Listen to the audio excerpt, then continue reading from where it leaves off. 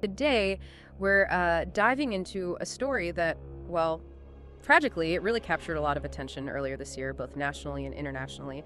It's the passing of adult film star Sophia Leone. She was just 26 years old. And her death, it immediately brought this profound sense of loss, a young life cut short. And it sparked a huge wave of questions and concern. Initially, there was quite a bit of mystery around how she died. Early reports, based on what police and her family were saying at the time, they labeled it suspicious. That hinted at something, well, maybe more sinister. But as the investigation moved forward and, forensic science did its work, the official cause was finally revealed: an accidental drug overdose.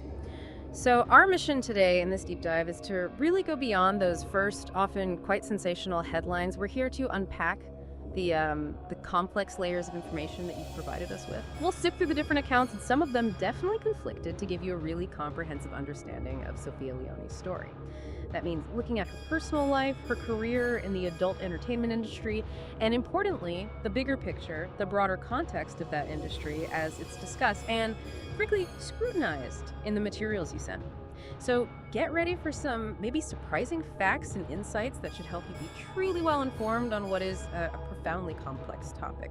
What's really crucial here, I think, is recognizing how the narrative, the story around Sophia's passing, how it unfolded, and, well, how it actually changed over time. You had the early speculation, the initial reports, painting one picture, but then later, the forensic evidence came in and provided a, frankly, dramatically different conclusion. So our goal here is precisely that: to synthesize these different accounts, carefully piecing together the facts from the various sources you gave us, some of which, like you said, offered very different initial ideas, to help you really grasp the full, nuanced story. It's as much about understanding how the information developed as it is about the information itself. It's a really excellent point. It's a journey, isn't it, from that initial uncertainty to a clearer picture, though still obviously a heartbreaking one. So let's start right at the beginning of this tragedy. The initial unfolding, back in March 2024, the scene was Sophia Leone's home in Albuquerque, New Mexico. On March 1st, 2024, she was found tragically unresponsive, and it was her own family who found her. Just imagine that moment, that devastating discovery. It really brings home the raw personal tragedy behind these headlines we all saw. And this detail, it's reported consistently across, well, pretty much all the sources: the New York Post, Elle influencer Snark, the Sun, the paper. And that specific detail, the fact that her family made the discovery, that immediately triggered police involvement. The New York Post and TMZ, they both highlighted that her death was initially investigated as, quote, suspicious and even unique. Now, that designation, suspicious, it's actually really significant in police procedure. You might be wondering, well, what exactly makes a death suspicious in an investigation? Especially, as you pointed out, when there were no reported signs of trauma on her body at that very early stage, which the paper also noted. Right, because suspicious sounds like they suspect foul play, but no trauma. It seems contradictory. Well, it can seem that way, but it's a critical distinction for the authorities. A death gets flagged as suspicious, not just when there's obvious evidence of, say, violence, but also when the circumstances around it are unclear or unusual, even without visible trauma.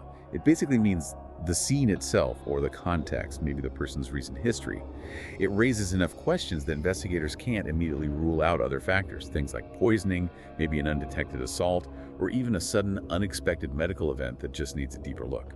So it's kind of a placeholder, really. It signals that the police need to rule out all possibilities before they can definitively classify the death. It shifts the burden. It requires really comprehensive analysis of the scene, interviews, and critically, in Sophia's case, those toxicology reports. The tox reports. Right. Exactly. They become absolutely paramount in determining the true cause when those outward signs are missing. They provide the objective, scientific data needed to guide the investigation. At that early stage, those results were still pending. Okay, so while the police were taking that cautious, thorough approach, Sophia's family, they were just left grappling with this unimaginable loss. And on top of that, facing immediate practical and financial needs. Almost right after the discovery, her stepfather, Mike Romero, he set up a GoFundMe page. And the purpose was stated very clearly, reported by influencer Snark, The Sun, Vibe. It was for investigation, funeral expenses, and any other costs that may arise. So this wasn't just about grieving, it was, well, it sounds like a pretty desperate plea for help when faced with these unforeseen financial burdens that, sadly, often come with sudden deaths. Yeah, it's a harsh reality. And Romero's message on that fundraising page, it was incredibly moving. It really reflected the family's shock, their grief. He wrote, and I'm quoting directly from the sources here, "The sudden loss of Sophia has left her family and friends devastated and in shock." He continued, "On top of the difficult process of grieving and seeking justice for Sophia, the family is also facing the financial burden that they were not prepared for." The response from the community was pretty remarkable, actually. People rallied, they showed support, and the page ended up raising over $14,000 before it stopped taking donations, which suggests maybe they met their immediate financial goals. But it really does highlight that immediate, profound impact of a sudden loss like this. If we connect this to the bigger picture, that GoFundMe campaign, it just profoundly underscores the immediate and often, frankly, overwhelming impact that sudden loss has on families. It's a really stark reminder of that very human need for answers, for support, for practical help that arises even before any official conclusions are reached by the authorities. And that community response is more than just, financial aid. It's really a testament to how quickly people will rally when there's a clear need presented, regardless of the public profile of the person who died. It speaks to this collective sense of empathy, I think, and a desire to just help ease some of that immense pressure a family faces during such a traumatic time, especially when they're also trying to seek what they perceive as justice or just clarity in the face of all that uncertainty. Okay, so now we get to the point where the narrative around Sophia's death starts to get, really complicated. And frankly, quite contradictory in the public sphere. In those immediate days and weeks after she passed, there were some incredibly strong and, as it turns out, conflicting initial stories circulating from different places. Her modeling agency, 101 Modeling, they were particularly vocal and, it seems, quite firm in their initial claims. They stated, pretty unequivocally, that Sophia's death was being investigated as a home invasion homicide, or even a robbery and homicide. Wow, that's a very specific and serious claim to make early on. Exactly. They didn't just sort of hint at it, they put it right out there. The paper quoted 101 Modeling's post on X, the platform formerly known as Twitter, which stated, quote, "To be clear, Sophia's death is being investigated as a robbery and homicide." And the Northeast Herald elaborated even further, noting that the agency said that she didn't die of suicide and that her death was being investigated as a home invasion homicide. So this created a very specific and undeniably alarming picture in the public's mind. It pointed directly towards, a violent external act. What's fascinating here is precisely this immediate push for a very specific narrative coming from certain sources, like the modeling agency, compared really sharply with the much more cautious, evidence-based approach of law enforcement. The Albuquerque Police Department, the APD, they maintained a consistent and, importantly, a significantly different stance throughout this whole period. They publicly stated that the investigation's designation was changed to a suspicious death, not homicide, and, critically, that the medical investigator's autopsy did not find any trauma, as the paper reported. They explicitly said they were awaiting toxicology results before drawing any conclusions. So a direct contradiction, basically. Agency says homicide, police say suspicious, no trauma found yet. Exactly. And this divergence in information between a private entity like a modeling agency and official law enforcement, it's incredibly telling. It illustrates really a classic example of how information, or sometimes just speculation, can spread so rapidly and sometimes irresponsibly before the facts are fully established through their proper investigative channels. In a sensitive case like this, an agency might feel a need to control the narrative perhaps, or react emotionally, maybe to protect their brand or their performers. Whereas law enforcement, they're bound by strict protocols, by forensic evidence, and the legal process. This dynamic really highlights the importance of relying on official sources for definitive conclusions, because premature or unsubstantiated claims can heavily influence public perception and often lead to widespread misinformation. And that definitive conclusion, the one based on those crucial toxicology reports, it did finally come. And it brought a kind of closure, I suppose, to the initial uncertainty that had really clouded her death for months. On August 20th, 2024, authorities in New Mexico made the official announcement. It was widely reported. New York Post, TMZ, The Sun, Vibe, all picked it up. Sophia Leone died of an accidental drug overdose. Accidental drug overdose. So ruling out the homicide theories completely. Completely. This finding conclusively clarifies that her passing was not the result of a home invasion or robbery or any other kind of foul play, as some had initially claimed or maybe suspected. The toxicology reports provided the scientific basis for this determination. However, even with this official cause, it does remain, quote, unclear which substances she had ingested, as noted by the New York Post and lay influencer Snark. So some specific details about the overdose itself, they're still unconfirmed publicly. But it definitely marks a significant shift in understanding from external violence to an internal, albeit accidental, tragedy. Yeah, if we connect this back to the bigger picture, this official finding, based purely on toxicology, it provides that crucial final piece of the puzzle regarding how Sophia Leone died. It definitively shifts the understanding of her death away from potential external violence or malicious intent towards an internal accidental event. But, while it answers the how, it doesn't necessarily answer the why in a broader sense. It still invites, I think, a deeper exploration into the circumstances that might have led to the overdose, especially when we consider other elements of her personal life and her professional environment that the sources touch on.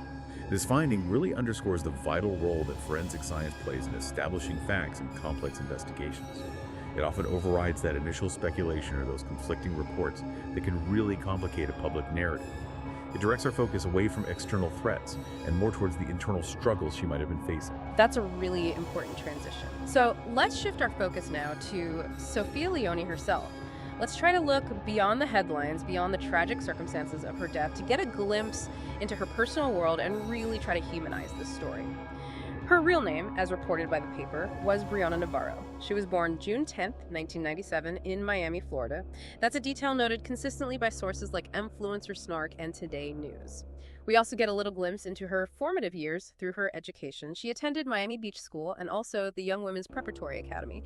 It gives a small but I think important window into her life before she entered the very public sphere of adult entertainment. And this raises an important question, doesn't it?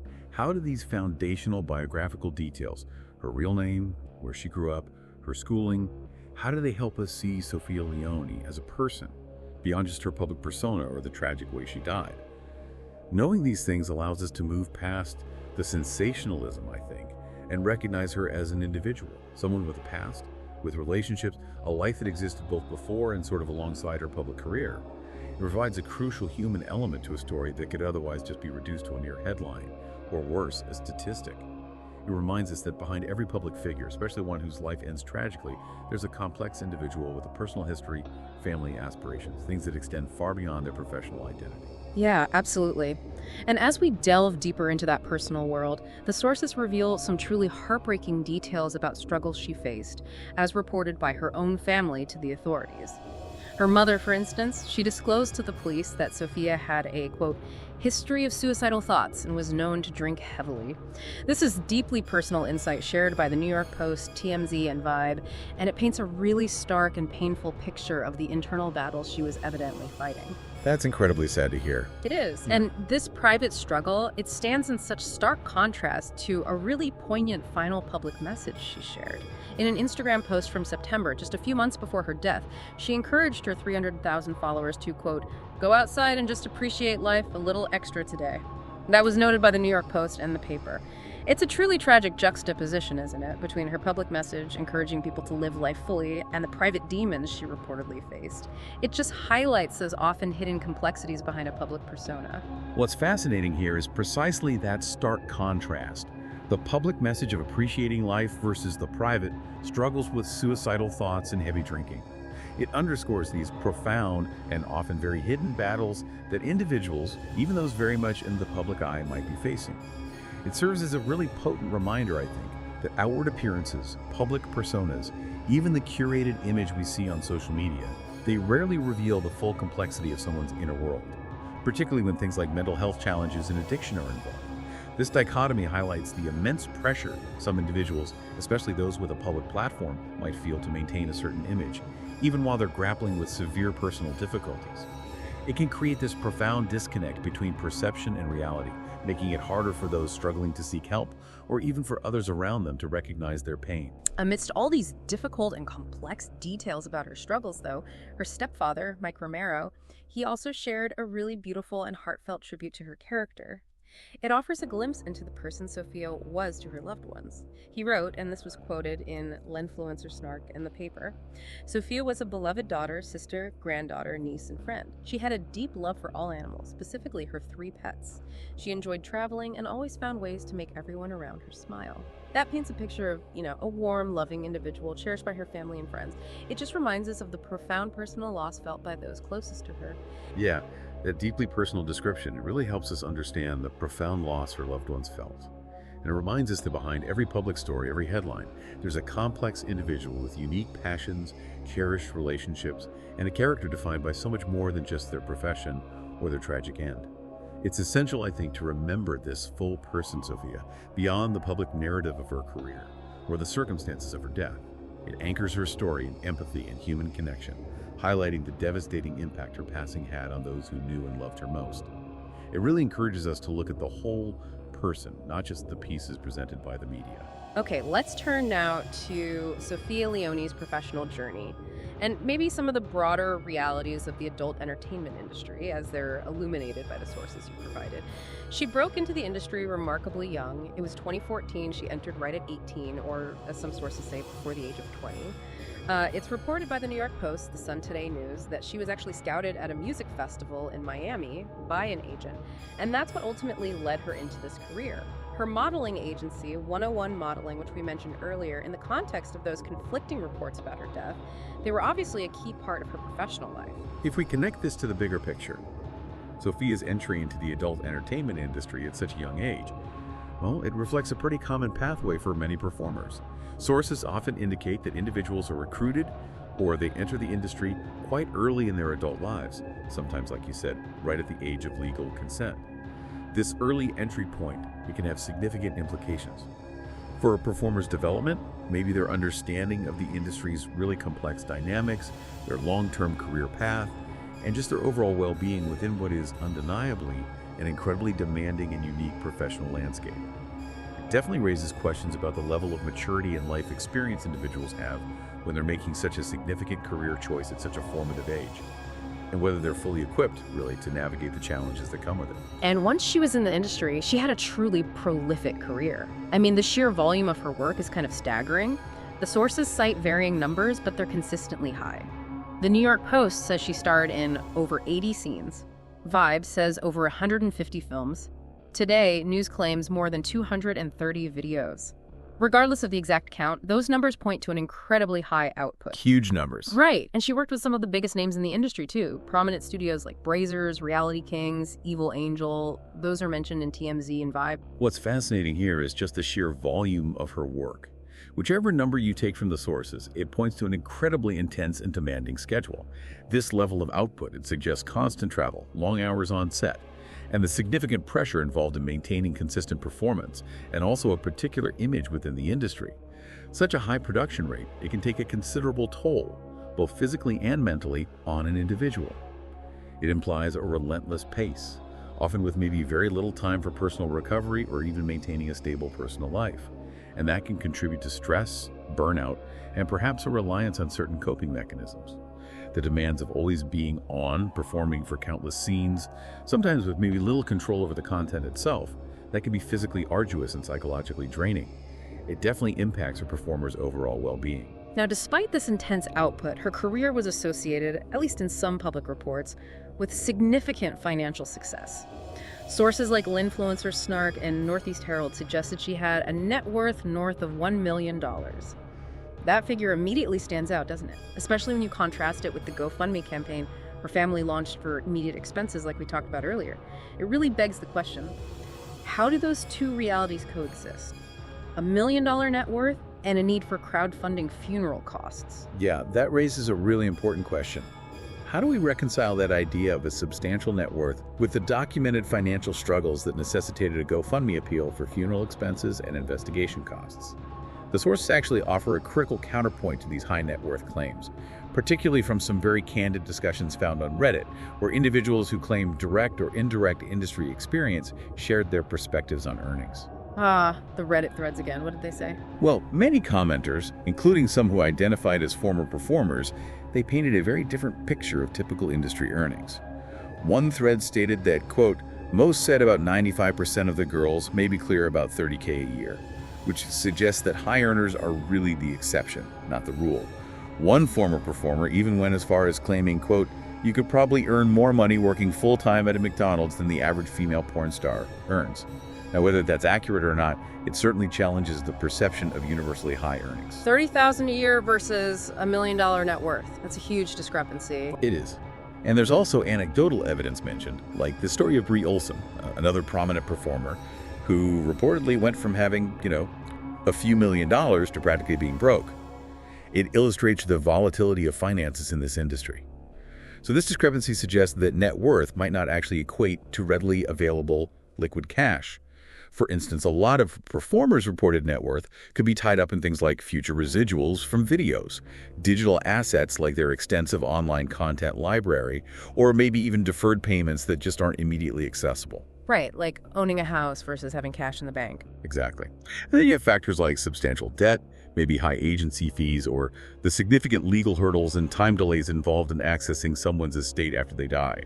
One source specifically noted, it takes months until you can legally get access to someone's money after they die. Okay. All of that could explain why a family, even if someone who seems wealthy on paper, might need to crowdfund for immediate unforeseen expenses like a funeral. It suggests the industry's financial structures and maybe personal financial management within it are far more complex, more opaque, and often more precarious than they appear from the outside. Okay, here's where it gets really interesting, I think. Because the sources, especially those raw, unedited conversations from the Reddit thread, they offer a really candid and often very critical look at some widely held perceptions and realities about the adult entertainment industry itself. There are some incredibly strong feelings expressed here, really challenging any romanticized view some people might have. Many comments state unequivocally that sex work shouldn't be romanticized, and that it's not female empowerment, but actually the very opposite. Others go even further, claiming the industry is very violent and hateful toward women, and stating outright that porn is misogyny. These are powerful, direct statements reflecting a really deep-seated critique of the industry. Indeed. If we connect this to the bigger picture, these are significant critiques reported right within the discussion. They reflect deeply held beliefs about the adult entertainment industry's profound impact on its participants, particularly on women. It's crucial, I think, to present these strong viewpoints from the sources impartially, acknowledging them as a vital part of the public discourse surrounding this complex and often controversial field. These perspectives often view the industry not just through a lens of individual choice, but through systemic critiques of exploitation, power dynamics, and the potential harm that might be inherent in its structure, regardless of individual agency. They highlight a really significant counter-narrative to any glamorous portrayal you might sometimes see. Building right on that, the Reddit comments consistently highlight pervasive and, frankly, alarming themes of mental health struggles and substance abuse within the industry. It's truly heartbreaking to read some of these comments that reveal the profound psychological toll.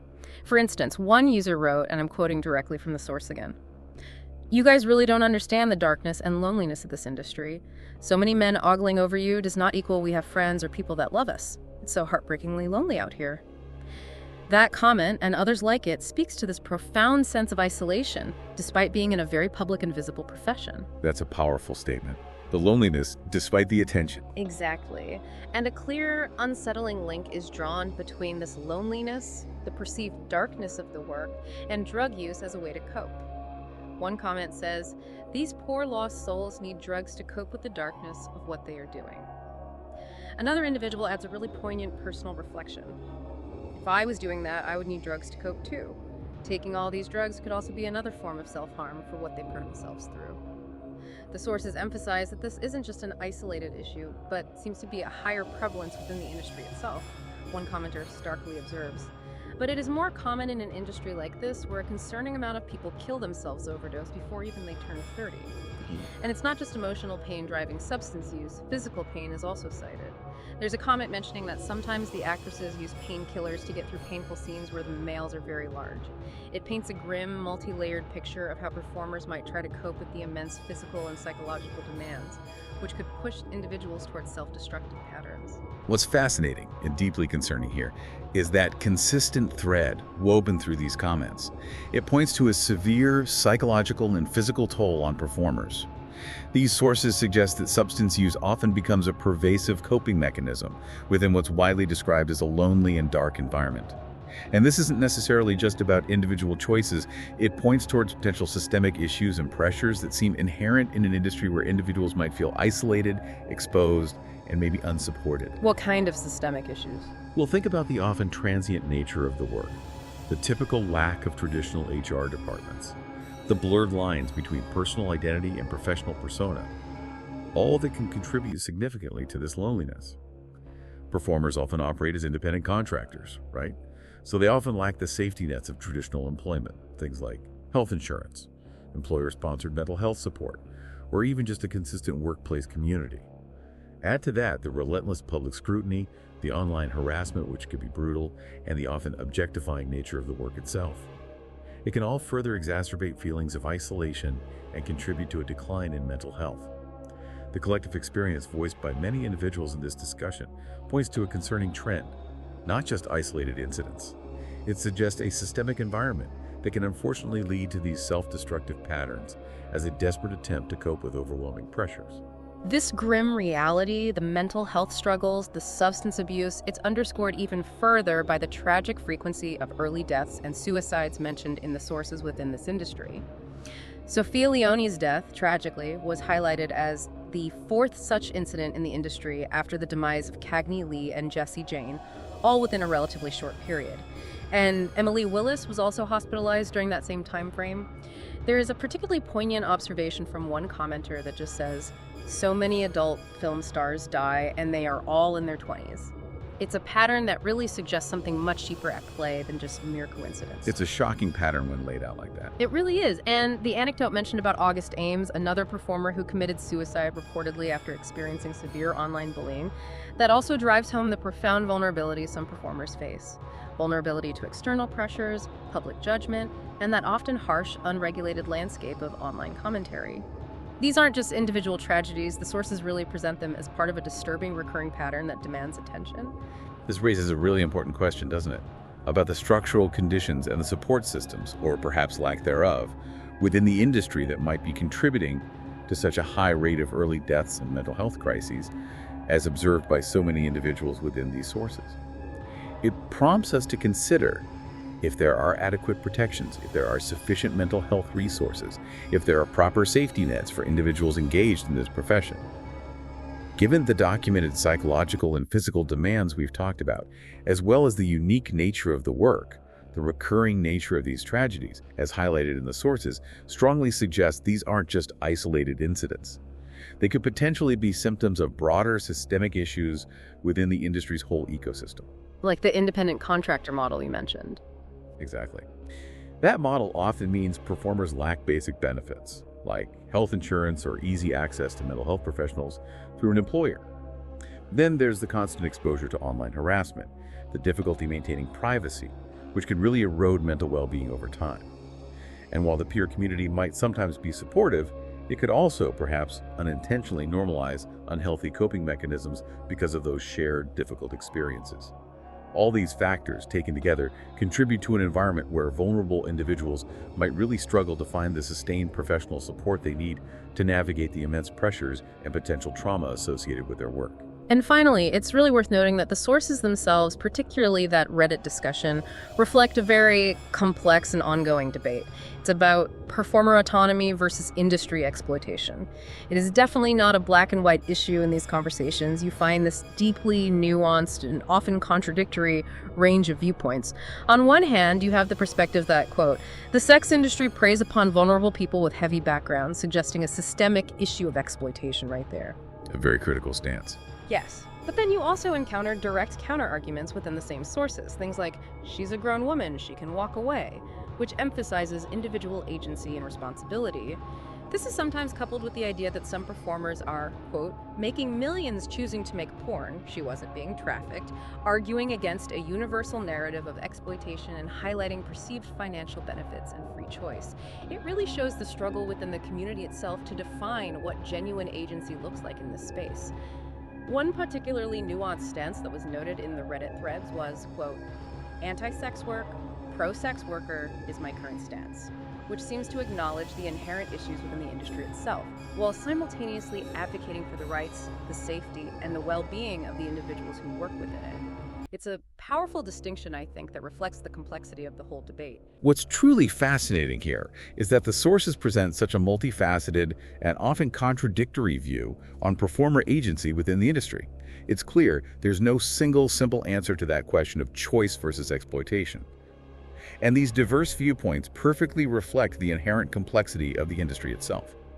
On one side, like you said, there's the argument rooted in individual choice. It emphasizes financial gain, maybe self-expression, or the pursuit of a unique career path. That perspective highlights the performer's deliberate decision to engage in the work. The she chose this argument. Pretty much. But on the other side, however, there is significant concern voiced about systemic exploitation, about the targeting of vulnerable individuals, and about the long-term human cost.